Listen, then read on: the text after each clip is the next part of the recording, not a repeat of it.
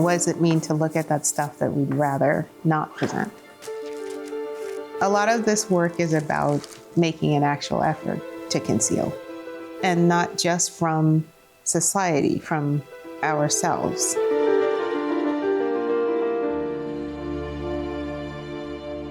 I really just tried to make the thing that I wanted to make, that I was scared to make. I'm finding a sway, I'm finding rhythm.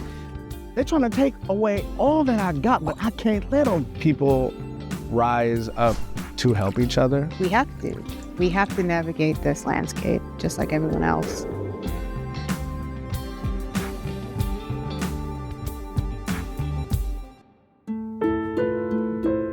What does it really mean to be from somewhere and to grow up somewhere?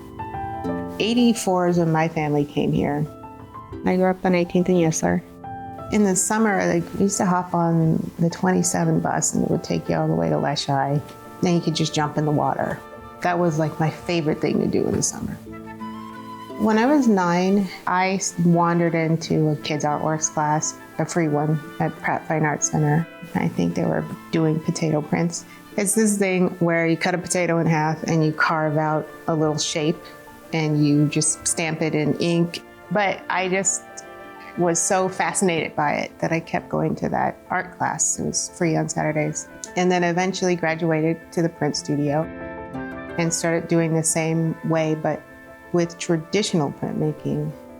Bryant Manor, which is the low-income housing project that I grew up in, that was in the CD. Growing up in that space changed my life because it was literally like across the park from Pratt Fine Arts Center. And it's the only reason that I wandered into those classes and thought about that neighborhood and how it was a red zone neighborhood. It was redlined. If you look at the Seattle redline map, that CD area just is hazardous. It's painted red and it says hazardous. And growing up there, that's not the experience, right? I walked to school, there was a public library. I mean, it wasn't hazardous, but the perception is what it is.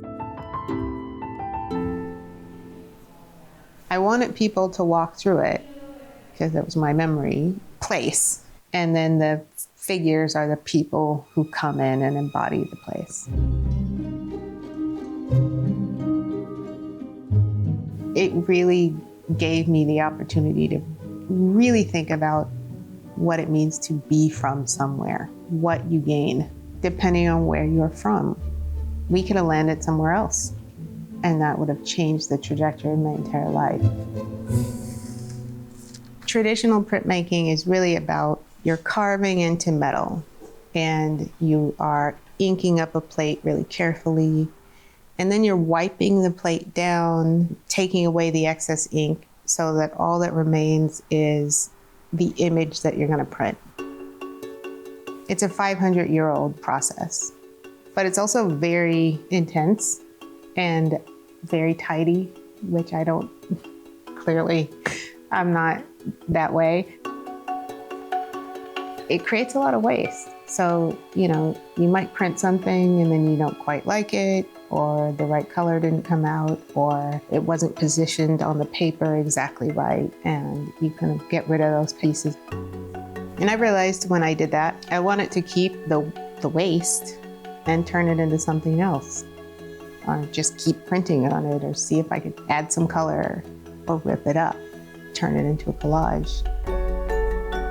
I also wanted to tear up the things that I was printing and put them back together again, which is also not traditional. So I found a segue into doing that, and they just kind of got larger and larger and larger. I call Jite's work kind of a quiet sophistication, the way she portrays Black people. They're in lone situations, in kind of mysterious environments.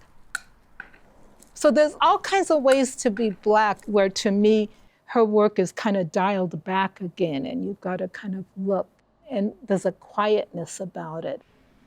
She does a lot of silhouettes that she fills in with patterns and colors, which are very, very strong because you've got the human form, and we all as humans always respond to the human form, but then you've got all these colors and patterns going on within. Sometimes I take patches of fabric and I print color onto them and then mix it with paper. Layering of the texture, it happens a little bit more with that mixture of material. Encaustic is painting with beeswax.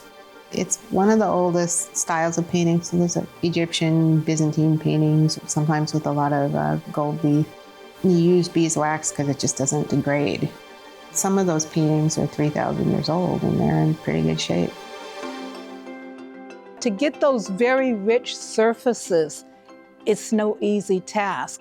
It would be comparable to polishing metal, which kind of blends the colors and the patterns and the pieces of paper and kind of creates this sheen over them that makes them very cohesive and kind of knits them together or gives them a wholeness. I think gesture communicates a lot. They color our words, right? What does it mean to say yes with your hands folded versus your hands unfolded?